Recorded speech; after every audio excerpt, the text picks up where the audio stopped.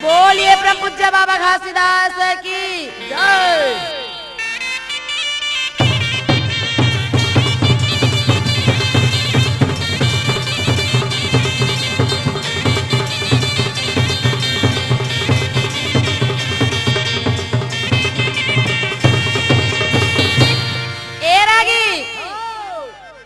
बाबा घासीदास महंगूदास के बेटा हैगा। कति सुंदर सुंदर महिमा दिखाई। अब घासीदास सोचते ये गांव वाले ला तो मोह डरे, गांव वाले मन सब मोर बस में हो गए।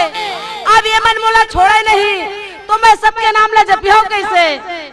ऐसे ये मन विचार करके जंगल में जाके धुनी रमाई भैया। तो 1 महीना 2 महीना 3 महीना 6 महीना जाके जंगल में बिताई। घोर तपस्या करे बाबा घासीदास और 6 महीना जंगल में बिताई। तो माता पिता और घर के नगर निवासी जा करके बाबा घासीदास ला जंगल से प्रघा के लाए। और पूरा पिता कान में कहे घासीदास ला कि बेटा ते जंगल में एकांत में सुनसान जगह में आकर के ते सतनाम ला भजा था तब कौन सुना थे? कौन सुनी करते? अरे यही सतनाम ला ते बस्ती गिरोध में बताबे तो 4 संत सुनी तो सुन सुन के हुमन सीखी। अच्छा अकेला में सतनाम ला नहीं कर सकजगा। जा गिरोधपुरी के बस्ती में पूरा पिता के बात ला मान के और माता पिता गांव निगर निवासी मन जो प्रघाए बर गए थे ओकर साथ में बस्ती में आगे और बस्ती में आहर आगे। तो गांव वाले मन कहते महंगूदास अब तोर लड़का लाता है नहीं संभाल सकस कि तोर बेटा हमेशा जंगल की ओर जाते। एकर से अच्छा एकर बिहाव कर दे। अगर बिहाव कर देबे तो माया मोह में फंस जाही तो तोर मन ला छोड़ के कहीं नहीं जाए। ये दे भैया कहाँ देरी करत कोई देरी नहीं, लड़की खोजे पर निकल जातेगा। वो सिरपुर गांव में अच्छा और सिरपुर गांव में जाके टुकरू महंत के लड़की पसंद करके भी आ जाते जेकर नाम रही थे सफरा।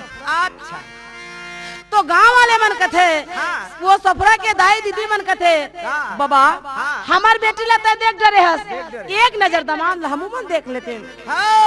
ये मन कथे वो दमाद ला देख लेबो कथास वो दमाद के सुर लगन से हमन बिहाव नहीं करतन अपन मर्जी से शादी करत। अब कहूँ तोर दमाद कहूँ जान डरी मोर बिहाव करत है कह के तो मामला गड़बड़ हो जाही कथे। जंगल हट चल दी तो कतेक दिन ला नहीं जान ही एक दिन तो जानबेस तो करही भेज देव ना ये दे परम दिन हमार गांव मेला है।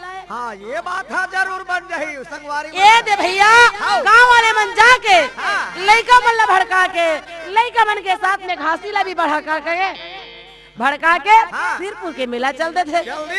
और सिरपुर के मेला जाते तो इशारा से बताते सखी सहेली मन ला और टुकरू महंत ला ओ कोंटा बैठे ती तोर दमान बाबू अलग चिन्ह है। तो सफरा मन देखी तो ओकर सहेली देखी तो फिर का कहते जी निकला गई दीदी मोला निकला गए वो कहा वो गोठियावा तेला तो सुन। अच्छा का बातें निकला गई दीदी मोला निकला गैया तोर धानी के बोली वो दीदी निकला गया तोर पाती के बोली वो दीदी निकला गया।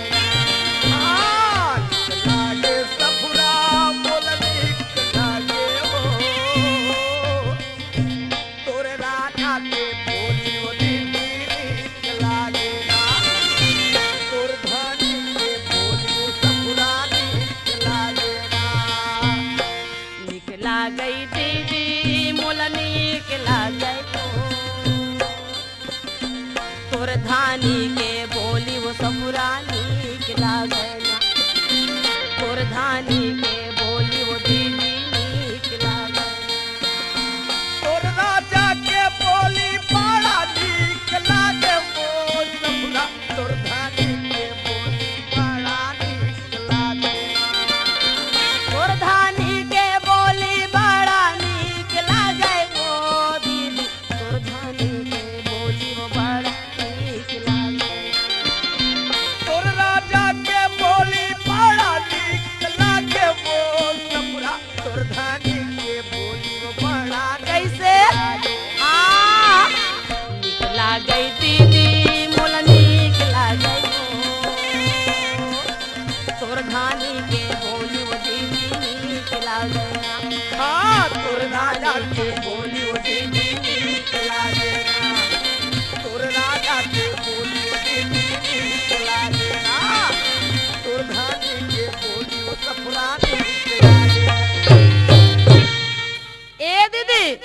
हो गए? तोर पति के बोली अतिक सुहावन लागत है। हाँ। हाँ सुनने सुनन भावत है, देखने देखन भावत है, छोड़ के कहीं जाए के मन नहीं लागत है। ओहो तब सफरा कहे हाँ। बाला करे है सतनामा गुण गाए मैं ते कर सती दीदी घाटे पति पायो मैं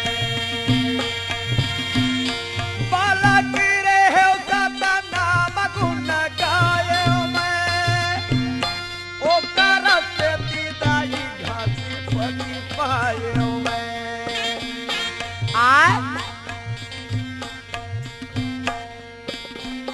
बाला करे है सतनामा गुण गाए मैं ते कर सती दीदी घासी पति पायो। अच्छा तब का करबे वो सफरा? लेन तू ही मन बताओ न का करी हो तेला।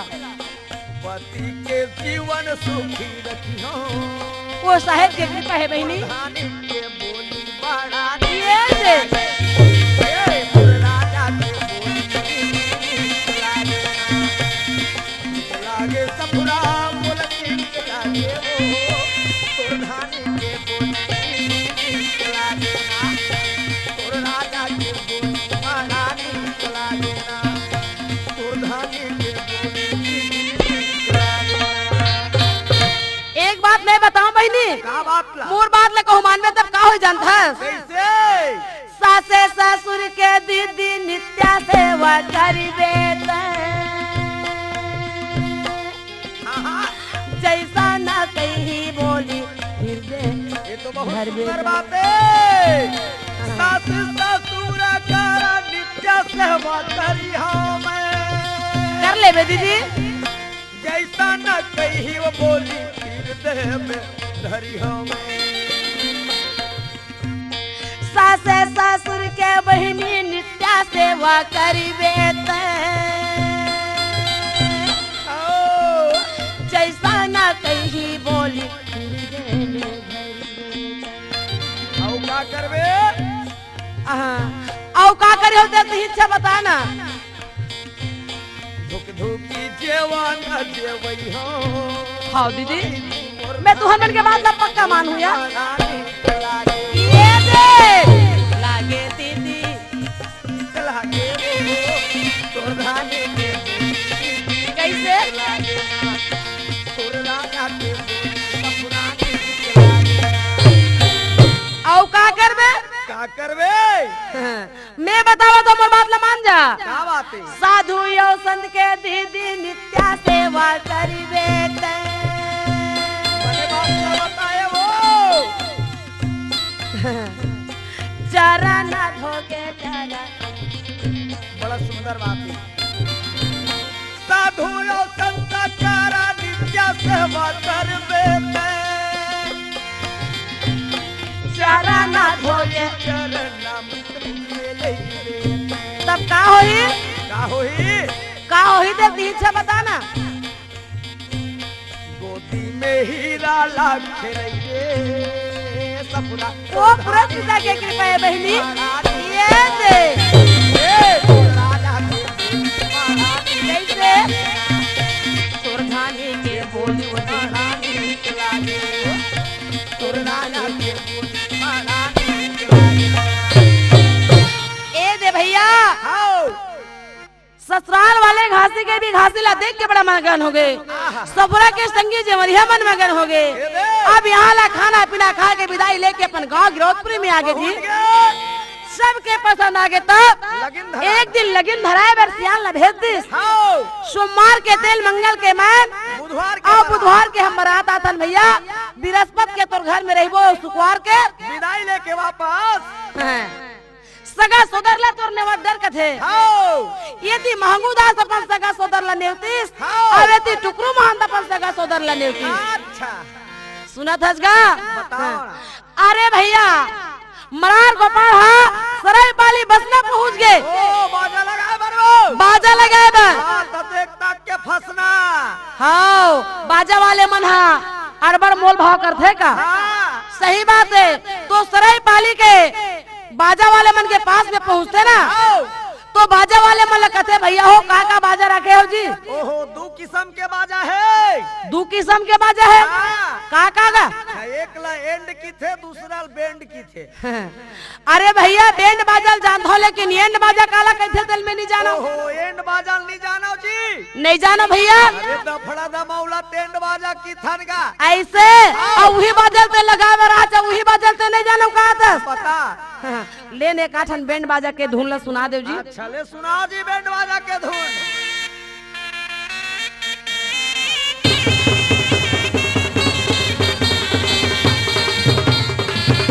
ये तो बोला बड़ा अच्छा लगा थे। मैं मगन हो गया तो जरूर मोर गांव वाले मन मगन होही। बस भैया बस। बड़ा सुंदर है नहीं? बहुत सुंदर है। तो तुम लम्हा ये नारियल देवा था, अब यही ला तुमन हाँ स्वीकार कर लेवो।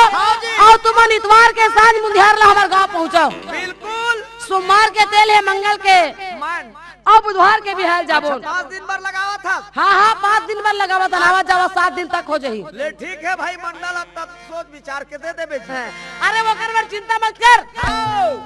सुना था ये दे लेकिन हमार गे बजनिया मन है आगे, सगा सोदर सब आगे, घासी मन मन सोचते होवत काहे हमार घर में। घर हलिपा गे, कपड़े लत्ता मन कचा गे, सगा सोदर आवत है, का होवत है? बिहार होते हो का होते? ऐसे धीर लगा के जान डरिस का। जान डरिस तो घासी सोचते छोटे छोटे लड़कन घुन्नाटी बना किस तनी जान ही वो। अगर मैं बिल हो रहा था तो तमाम काम बेकार हो जाते। बेकार हो जाही। बेकार ला होत है तेरे होन देखे थे। बात के बाद देखे जाही। देखे जाही। लड़के मन बड़े बड़े भुन्नाटी बना करके मांग उदास से मिट्टी तेल मांगे भैया भुन्नाटी चलावा थे बस्ती में। अच्छा। ढेर ही मन पर रहा बिजना बोहे है। हाँ। अरे ढेढ़ा बने थे साबर और कुदारिल धरे है। हाँ। और चुलमाटी कैसे जावा थे? कैसे? लेवा भैया हो बजनिया हो, तुहर बाजा शुरू करोगा। चलो।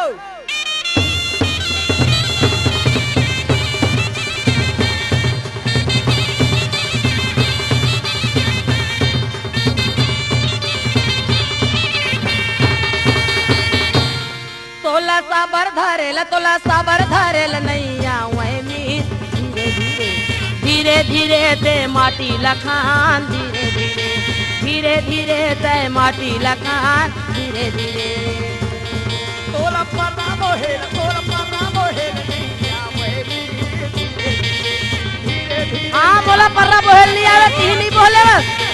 धीरे धीरे ते हम ओ ढेरी सुहासिन बन के कहाँ गाना बजाना चलत है।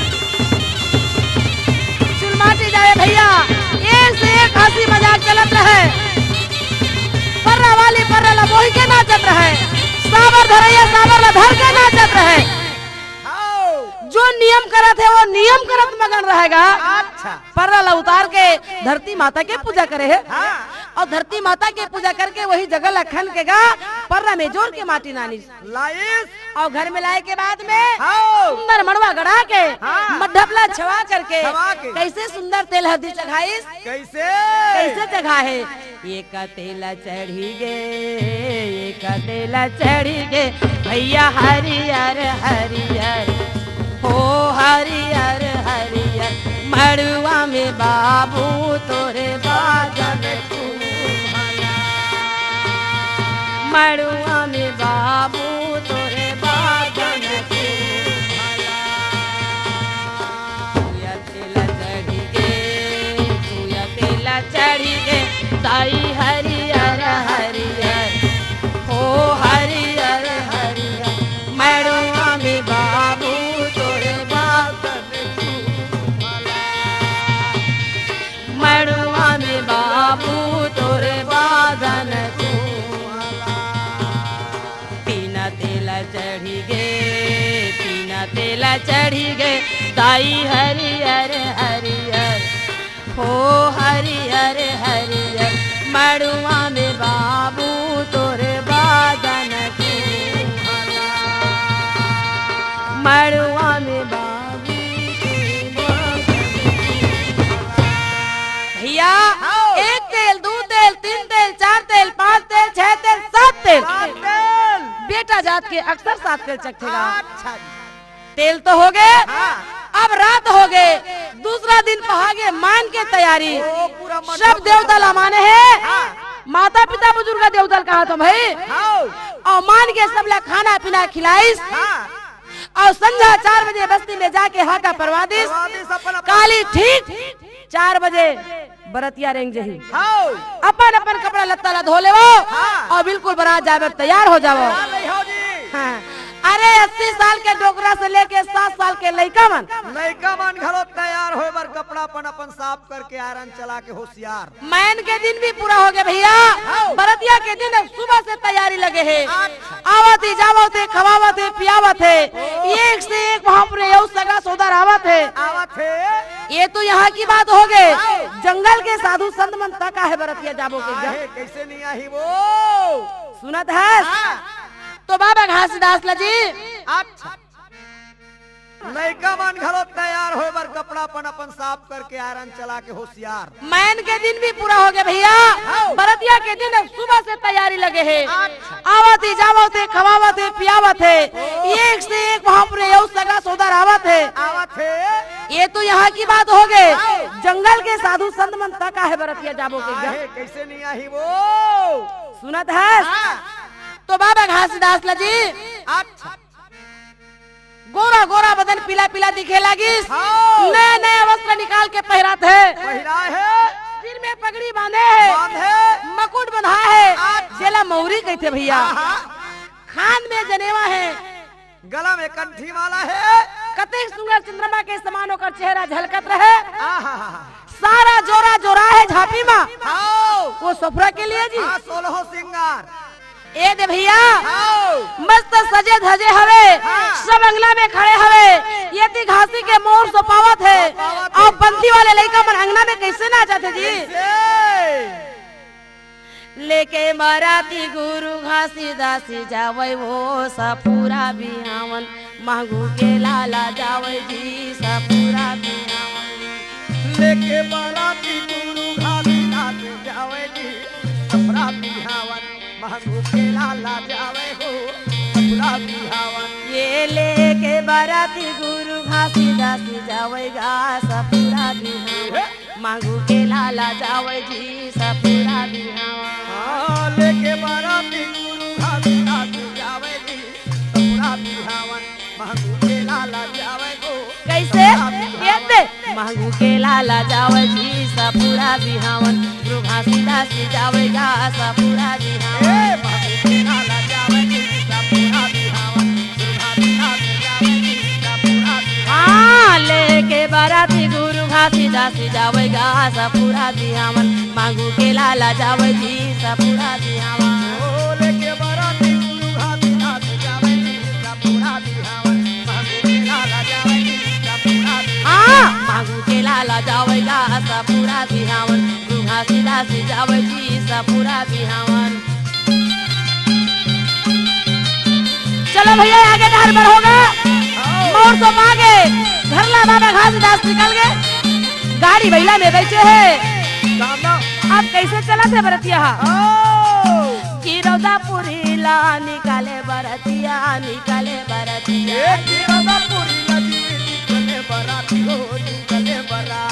गिरौदापुरी ला भैया निकाले बराती जी निकाले बराती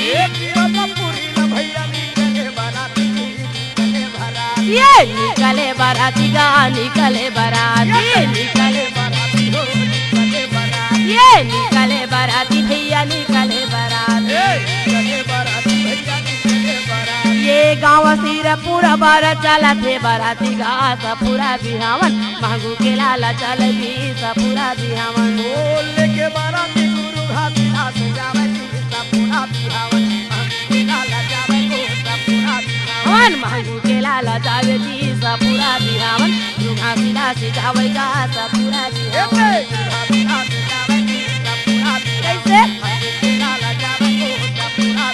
ये गाँव सिरपुर में जाई के पहुँच गे जाई के पहुँच गे गाँव सिरपुर में बरातिया पहुँच गे बरातिया पहुँच ये गाँव सिरपुर में बरातिया पहुँच गे बरातिया पहुँच गे गाँव सिरपुर में बरातिया पहुँच गे बरातिया पहुँच ये बरातिया पहुँच गे बरातिया पहुँच गे बरातिया पहुँच गे बरातिया पहुँच ये बरातिया पहुँच गे बरातिया पहुँच गे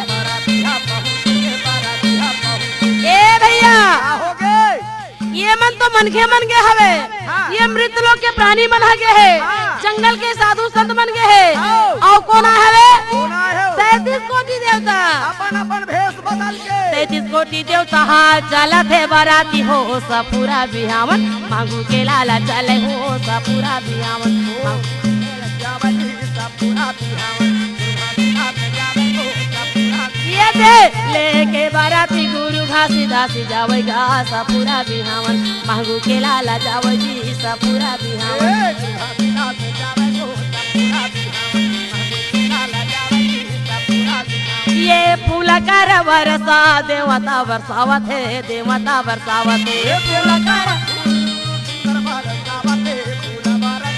ये फूल कर बरसा देवता बरसावत है, देवता बरसावत है, ये देवता बरसावत है, देवता बरसावत है, ये फूल बरसावत है, फूल बरसावत है। ये सब हवरतिया पहुँचते राती सुन के संग जावे हो सब पूरा बिहावन, गुरु घासीदास से जावे हो सब पूरा बिहावन। अरे सब बराती पहुँच के तैयार हो गए, ये थे गुरु घासीदास से जावे हो सब पूरा बिहावन, मांगू के लाला जावे सब पूरा बिहावन। बरातिया पहुँच गए, मांदर ढोल की आवाज आए लगी, गाड़ी बैला की आवाज आवत है, हाँ। नान नान लड़का मर रहा थे, मन जाके कहते दीदी बरातिया आगे आगे आगे आगे आगे कहाँ आया है वो दे सुन तो क्या सुनो हाँ, गाड़ी बैला के घंटी सुनावत है या घासी बाबा बारात लेके आगे, घासी बाबा बारात लेके आवत है।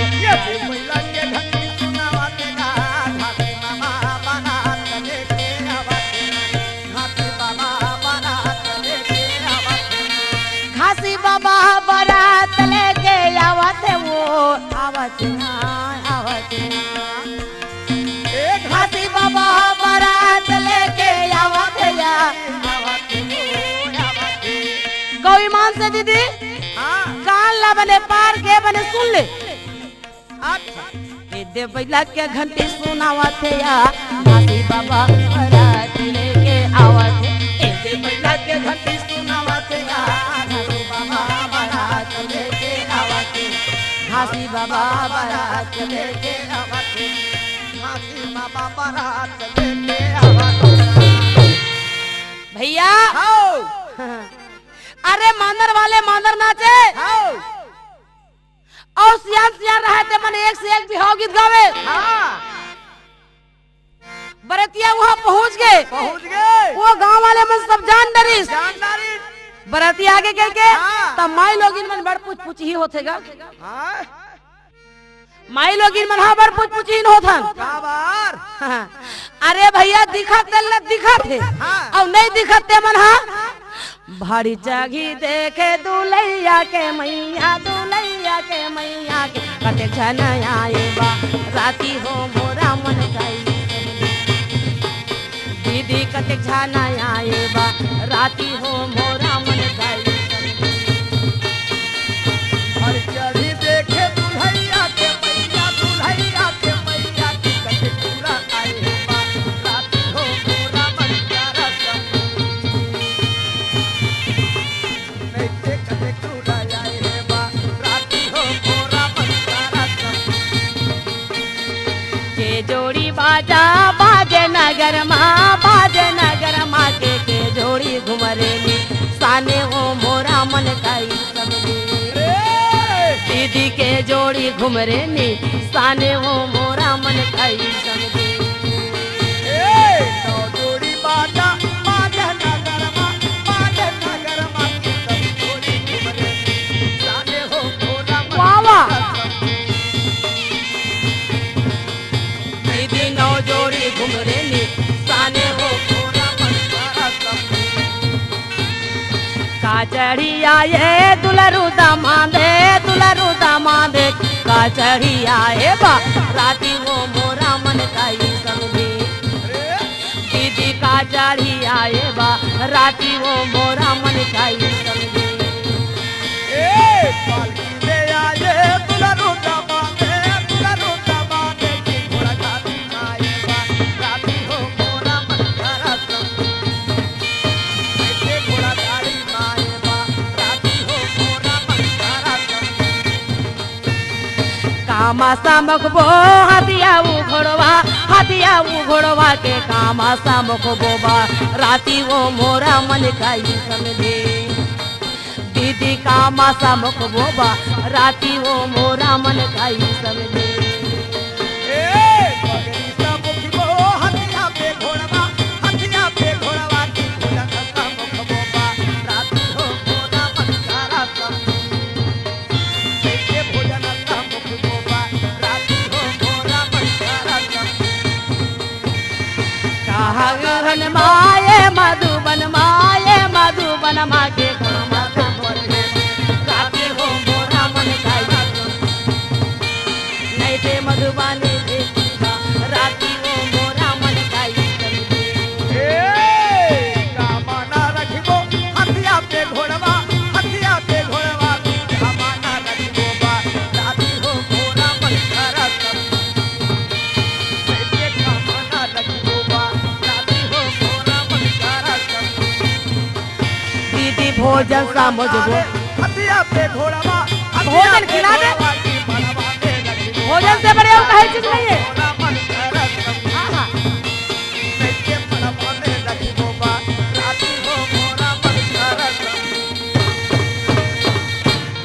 अरे दुनिया है तुम मड़वा में रख सकता तेनी राज में मड़वा में गा तो मड़वा में बरतिया रखबो कह के सब के सब गाना बना के मस्त गाए लगी।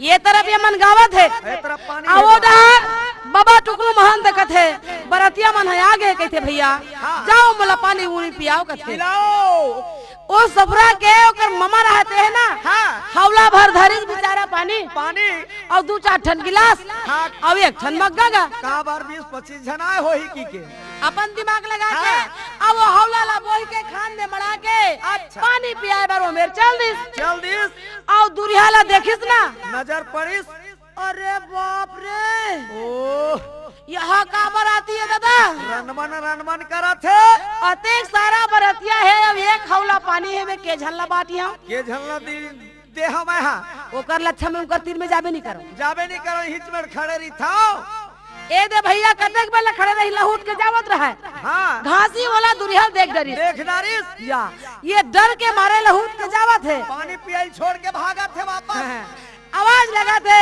ओ पानी वाला इधर आओ लड़का मन जगह खबर करवातेगा तो बलावा थे कैसे तुरंत पहुँच गए और जब पहुँचते ना तो कहते पानी ला मोर तीर मिलान लान पे डरा गए मैं जान गए तो पानी ला जब तीर मिलानते भैया वो पुरुष पिता के नाम लेते और बड़ा प्रेम के साथ बोलो अमृत बना देते ऐसे अमृत बनाए तो पत पिया कतको पिए तब बोलो अमृत सिराबे नहीं करे जब बाट अब ऐसे कहते लेकिन एमा के जो पानी बची ना तेला फेंक बे जान एला ले जाके सफरो ला दे देबे ऐसे बोला चेता दी पानी घूम के बाटे भैया वो हौला के पानी सिरावे नहीं और सब बरतिया 2 बेर 3 बेर पानी पी डरिस ओकर बाद वो बेचारा हा पूछते कोई इतनी बाचे हो ना जी सब वो हौला के पानी ला धर के घर में आके वो सबरल कथे दाई वो टोनहा है और ते टोनही है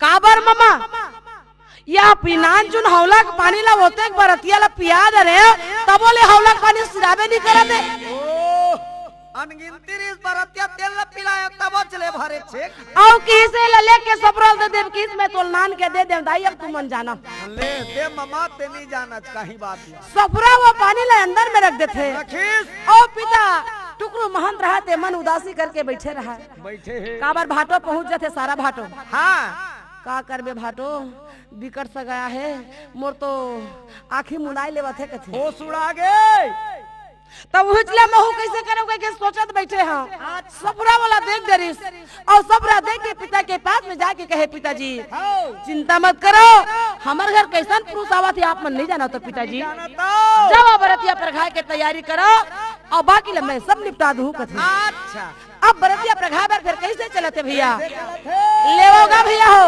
चलो।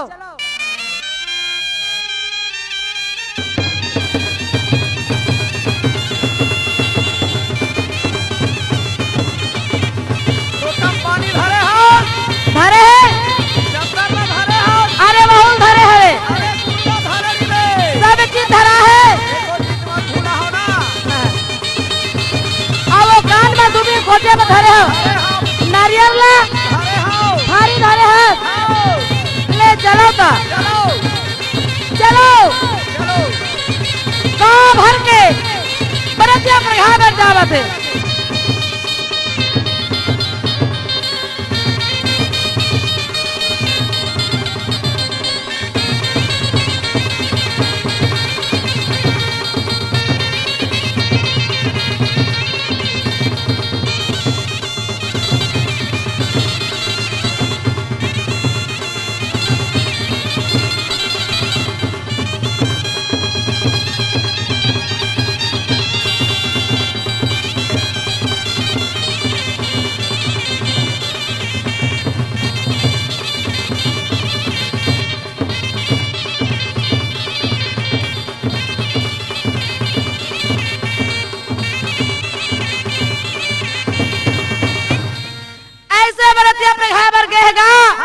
अरे पंथी वाले पंथी नाचत है, ये दमऊ दपड़ा वाले मराहते मन कूद कूद के नाचत है।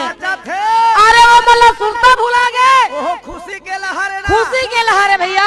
अच्छा। जब वो मेरे पहुंच जाते ना हाँ। तो अपन अपन डहर के चद्दर ला बिछाइस और दोनों समधी खड़ा होके जो भी उमेर नियम रहते गुड़ पानी पिलाइस, ओकर कान में वो दुबी खोजिस, ओकर कान में वो दुबी खोजिस, अपन हाथ के नरियल ला ओला दिस, ओकर हाथ के नरियल ला अपन ले ली और धोती उती तक दथे का। हाँ। तो अपन पूरा नियम ला वो मेरे के निपटा के अब बरतिया प्रघा के घर में नाना थे। लावा थे कैसे नाना थे?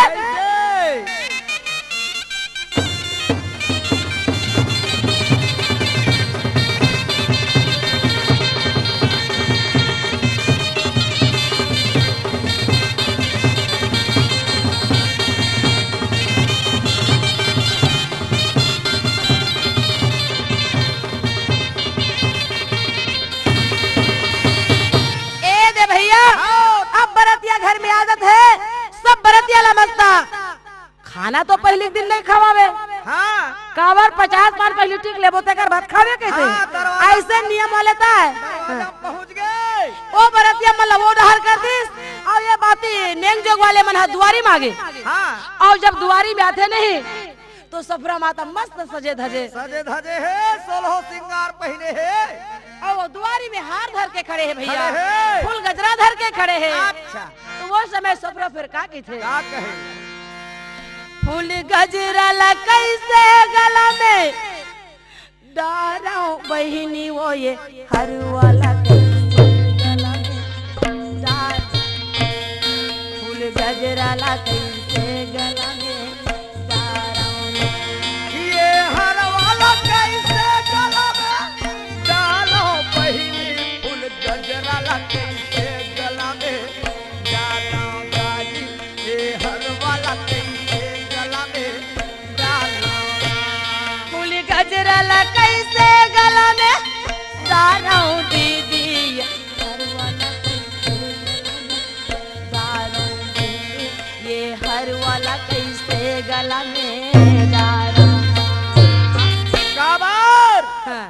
मुरपति हवे बड़ा ज्ञानी हो हर वाला कैसे गला में डाराओ दीदी फूल गजरा ला कैसे गला में हाँ मुरपति हवे बड़ा ज्ञानी हो फूल गजरा ला कैसे गला में फूल गजरा ला कैसे गला में मुरपति हवे बड़ा ज्ञानी वो फूल गजरा ला कैसे गला में डाला बहिनी ये हर वाला कैसे गला में डालो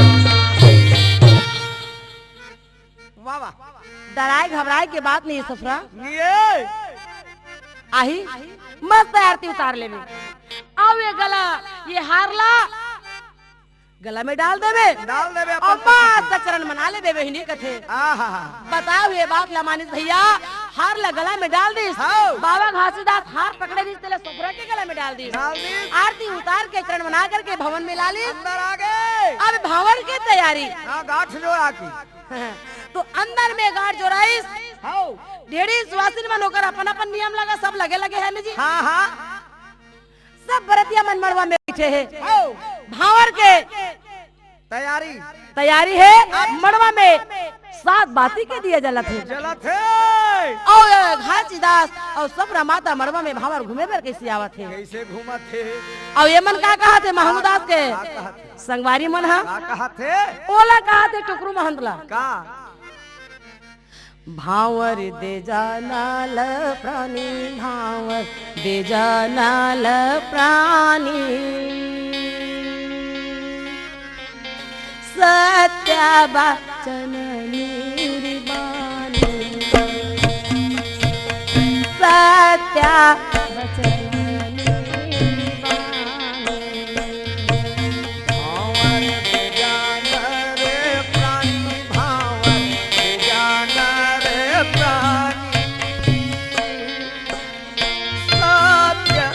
वचन निज पानी सत्य वचन निज पानी एके भावर पर एक ही लोक में जहाँ जगमगा ज्योत जलानी भावर दे जानाल प्राणी भावर दे जानाल प्राणी सत्य वचन निर्वाणी ओ सत्य वचन निर्वाणी दुई भावर पर दोई लोक में मन के दुगधा भरम जानी हो भावर दे जाना रे प्राणी भावर दे जाना रे प्राणी सत्य वचन जवानी सत्य वचन जवानी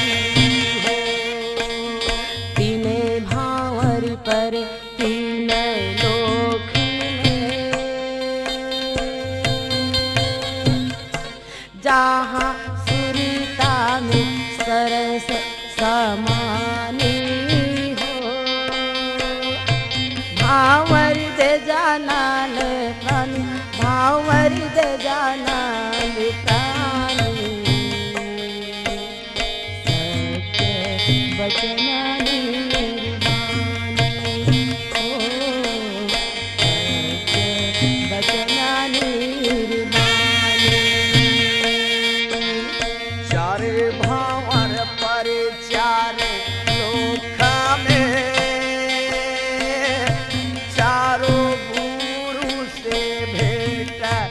करानी हो भावर दे जाना रे प्राणी भावर दे जाना रे प्राणी सत्य वचन जवानी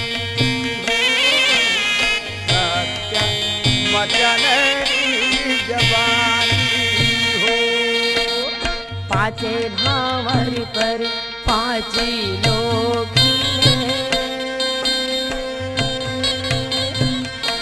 यहाँ 5 तत्व के कहानी हो भावर दे जाना रे प्राणी भावर दे जाना रे प्राणी वचन निर्वाणी वचन निर्वाणी भावर पर लोखा में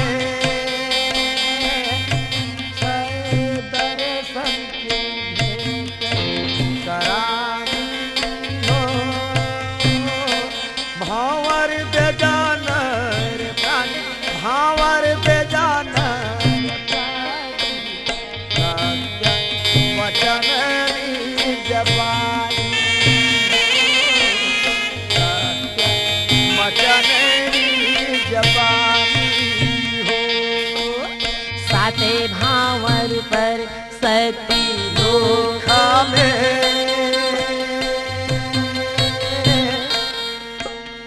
गुरु बाबा घासी के कहानी हो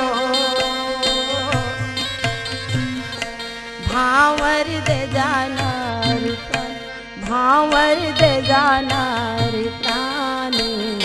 सत्य वचननी जबानी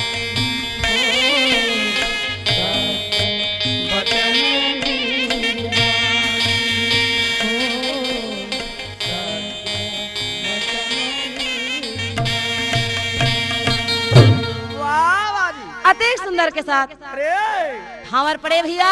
अच्छा एक भावर, दो भावर, तीन भावर, 7 भावर पड़े हैं। हाँ दाई दीदी भैया बहनी अच्छा गांव के नगर निवासी जतका भी बरत आ रहा था मगन हैगा। ओ दास दासी घलो आए वो वही समय में कहे लागी जी अच्छा का कहते का दास पूछे घर के दासी में ला मुर्घर साहेब आया है। दास पूछे घर के दासी नाला मुर्गा साहेब आया है दास पूछे घर के दासी में ला मुर्घर साहेब आया है।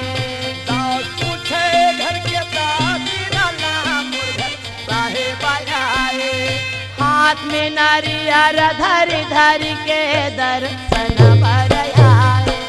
हाथ में नारियल धरी भावर पड़ गए टिकावन में बैठार दी दास पूछे रुपया पैसा सोना चांदी हीरा मोती जेकर से जैसे बने तो वैसे टिका थे। दास पूछे घर के दासी नाला घर में साहेब आया है चंद्रा लगन के ये कयामी न हो मधु पलंग बिछा है। चंद्र लागल के कयामी ने हो तोने तिवारी ओढ़ाए चंद्रा लगन के ये कयामी न हो मधु पलंग बिछा है। चंद्र लागल के कयामी ने हो मधुपलांगा बिछाए हाथ में कन कन बांध के ब्याह लया है। हाथ में कनकन बांध के दासी लोग लाए दास पूछे घर के दासी नला मुर्गा साहेब आए हाथ में नारियल धरी धरी के नारा साना माराया हाड़ी खाम वो डगन भय जी कत्र छत्र तनाए। आड़ खाम करा वो टकाने हो तूने छात्रा तनाए हाड़ी खाम कर वो डगन हो छत्र तनाए। आड़ खाम करा वो टकाने हो तूने छात्रा तनाए मनहर मड़वा में आई के मकुटा बंधाए। मनहर मड़वा में आई के नामे मकुटा बंधाए मनहर मड़वा में आई के नाम के मकुटा बंधाए। दास पूछे घर के दासी नला मुर्गा साहेब आए हाथ में नारियल धरी धरी के दारा साना माराया कौन नाम यजुआ बन जी कौन पायर दावे। कौन नाम यगुआ बने हो कौन पाया रखावे कौन नाम यजुआ बन जी कौन पायर दावे। कौन नाम यगुआ बने हो कौन पाया रखावे कौन नाम सवनिया जी कौन ब्याह लाया। कौन नाम सवरिया हो कौन ब्याह लाया दास पूछे घर के दास नल्ला मुर्घट साहेब आए। हाथ में नारियल धारी धारी के दारा साना माराया पाँच नाम यगुआ बन जी गुरु ब्याह लाया है। पाँच नाम यगुआ बने हो तूने पाया रखावे पाँच नाम यगुआ बन जी सुन प्रायर दावे। पाँच नाम यगुआ बने हो तूने पाया रखावे गाँव गिरो दिल गुरु बाबा देखो ब्याह लाया है। पाँच नाम माचे नाम या सवरिया जी ग्रुबा ब्याहे लाया दास पूछे घर के दास नला मुर्घर साहेब आए मुर्घर साहेब वाह वाह अति सुंदर के साथ भैया हाँ। टिकावन बैठे है दाई दीदी भाई बहनी टिकावन टिकत है हाँ। दास दासी मना के टिकावन टिके लगी आज कति सुंदर के उनकर मन के वर्णन करे लगी आओ देखिया देखते रहिए भैया अच्छा कहाँ तक के बात ला बताओ रागी वाह वाह कहाँ तक के गोटला गोठियावा भैया आओ घरला बेटी ला निकालना बहुत कठिनाई है संगी हाँ जब बेटी आप भावर के लिए मड़वा में निकलते थे तो माता पिता ला बहुत दुख हो जाते वाह वाह गांव के बस्ती के दाई दीदी मला तको दुख हो जातेगा आओ तो टिकावन बैठे है और रुपया पैसा टिकत है तो कैसे कैसे टिकत है भैया ए नोनी कौन हारा टिकैया चार पाटिया भैया माता हाथी का थे यचहर पाचा ये नोनी कौन हारा टिकैया चार पाटिया ये भैया माता हाथी का थे यचहर पाचा नीचे कौन टिके वो भेड़िया कौन हारा टिका थे बाछड़ावा नीचे पीता हाथी का थे धेनु गाय भैया हारा टीका थे बछरुआ नीचे का तर मना चुभाला कौन हारा टिका थे बाछड़ावा नीचे भवा जी के मना कुहला भैया हारा टीका थे बछरुआ ये नोनी कौन कहे वो निशा की नयावा ये भैया दाई का हाथ निसदिया ये नोनी कौन हर कहे निशा की नयावा ये भैया दाई का हाथ निसदिया ए नीचे कौन कहते पावन फूट कौन कहते है बारिश का दिनमा नीचे पिता कहते पावन भैया कहता है बछर दिन कौन कहे वो धनिया कौन हर कहते बारिश का दिनमा नीचे भवा जी का है वो झलिया भैया कहता है बछर दिन ये नोनी का करा रोवे या चला भिगे ये भैया माता के रोए मायन चल भी ये नोनी का करा रोवे या चला भिगे ये भैया माता के रोए मायन चल भी नित्य का कर रोवे अपरंपार काका रोवे लाधारा नीचे पिता के रोए हो अपरंपार भैया के रोए मधर की फाटक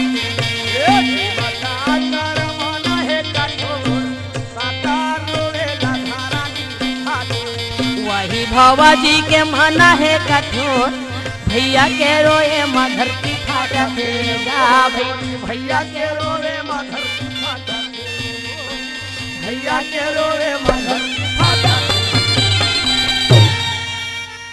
ए दे भैया आओ खवा पिया के सब तैयार हो जातेगा हाँ। अब बेटी ला विदा करना है हाँ। मोर सोपा के तैयारी चलत है भैया अरे कैसे मार सो पे अंदर ला बाहर में निकालिस हाँ। चौक पुरा रहा है भैया दिया जलत रहा है धान के चौक पुरा रहेगा आओ हर बेटी मन के यही नियम रागी अच्छा। माता पिता के घर ला छोड़ना मुश्किल के काम है शादी करना तो सहज है बिहार शादी तो बिल्कुल सहज है हाँ। सोचे जाए तो बहुत बड़े बात है हाँ सुनत है हाँ।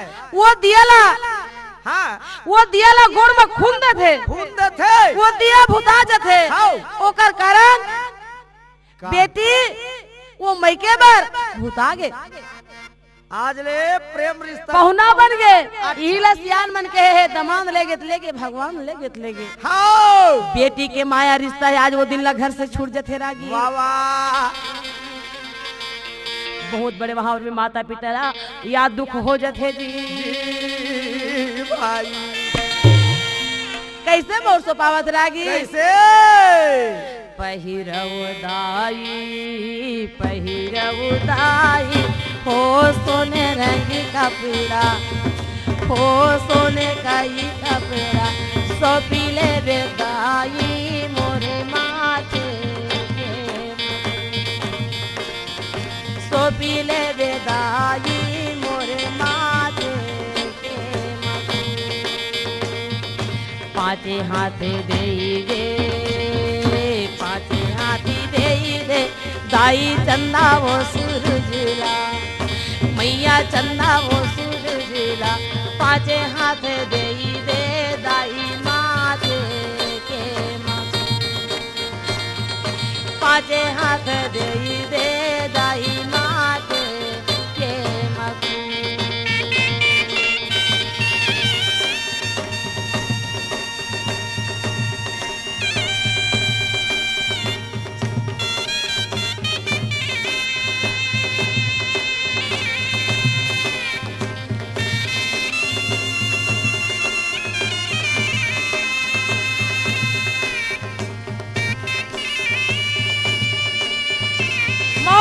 के बरतिया विदा हो गए। ओ बरतिया मन विदा लेकर के गिरौदपुरी में के जाने और जाने लगे। गिरौदपुरी में जाके पहुंचे लगे भैया। थोड़ा दूर बचे रहते गिरौदपुरी के बस्ती का। ये तिला तो मोर सो पा के विदा हो वो डहर गिरौदपुरी की ओर फिर कैसे चला था वे दाई हा दीदी हा भाई हा बहनी हा बाबा काका काकी माता पिता सब कोई माया के गठरी जुड़े है भैया। लकड़ी के डोलिया में सपुरा ला बिठाए हवे वही बैला गाड़ी में।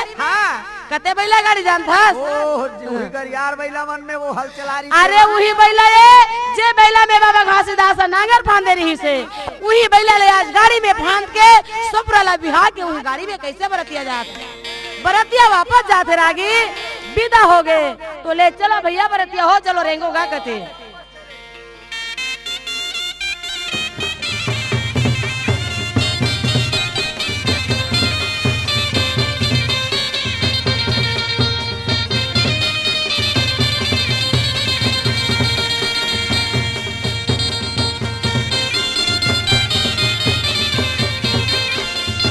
बरतिया गिरौदपुरी में जाके पहुंच गए। भाई मन वहाँ भी रास्ता देखा नहीं सका। बरतिया आगे आगे आगे आगे माता करना हाँ बड़ा खुश हो जाते। बरतिया आगे ले उन्होंने हो ए ढेर ही सुवासिन हो जल्दी तैयारी करो। बरतिया आगे कैसे बिल्कुल तैयार हैगा।